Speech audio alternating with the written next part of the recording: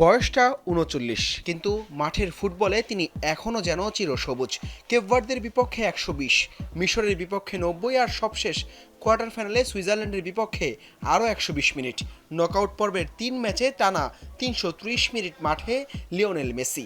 সুইসদের বিপক্ষে গোল না পেলেও অ্যাসিস্টের নতুন রেকর্ড গড়েছেন এলএম10। আর মেসির রেকর্ডের রাতে আলবিসেলেস্তেদের জয়ের নায়ক আলভারেজ মার্টিনেজরা। সিলন টি রপ্তানিতে শীর্ষে। জয় এলেও পুরো ম্যাচে আর্জেন্টাইনদের এলোমেলো ফুটবল সমর্থকদের মনে কিছুটা হতাশার জন্ম দিয়েছে। সুইসদের জমাট রক্ষণ আর গতিময় ফুটবলের সামনে এদিন যেন অনেকটাই ছন্দহীন ছিলেন রদ্রিগো ডি পল, ম্যাকঅ্যালিস্টাররা। এমনকি খোদ আর্জেন্টাইন কোচ লিওনেল স্কালোনিও অকপটেই স্বীকার করেছেন ভাগ্যটা সহায় ছিল।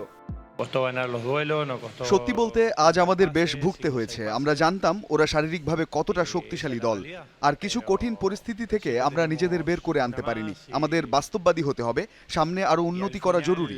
আজ রাতে ভাগ্য আমাদের সহায় ছিল, এটাই সত্যি। শেষ 4 বিশ্বকাপের 3টিতেই সেমিফাইনালের মঞ্চে জায়গা করে নিল আকাশি সাদা জার্সিধারীরা। তবে শেষ 8-এর ক্লান্তি আর ধকল কাটিয়ে দ্রুত রিকভারি করে এখন মূল লক্ষ্য স্কালোনির শিষ্যদের। প্রতিপক্ষ ইংল্যান্ড নাকি নরওয়ে সেটা বড় বিষয় নয়। আমরা এমন একটা দলের মুখোমুখি হতে যাচ্ছি যাদের একজন দুর্দান্ত কোচ আছেন।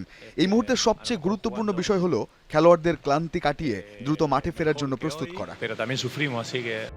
তবে ম্যাচে সুইস ফরওয়ার্ড ব্রিল এম্বোলোর লাল কার্ডের সিদ্ধান্তে অসন্তোষ প্রকাশ করেছেন সুইস কোচ মুরাত ইয়াকিন। এটা অবিশ্বাস্য। আমি জানি না রেফারি কি করছিলেন। এরকম পরিস্থিতিতে কেন তাকে কার্ড দেখানো হলো আমি বুঝতে পারছি না। প্রথমার্ধে এরকম ফাউল আরো অনেকগুলো হয়েছে, তাহলে তো সবাইকে হলুদ কার্ড দেখাতে হতো। ফাইনালের টিকিট নিশ্চিতের পথে এবার অগ্নি পরীক্ষার অপেক্ষা। শেষ 4-এ থ্রি লায়ন্সদের রুখে দিতে নিজেদের সর্বোচ্চটাই উজাড় করে দেওয়ার বার্তা দিয়েছেন লিয়ান্দ্রো পারদেস আর ক্রিশ্চিয়ান রোমেরোরা।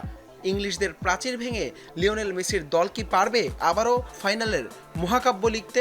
সে উত্তর মিলবে আটালান্টার মাঠে। হাসান আল মারুফ, যমুনা স্পোর্টস।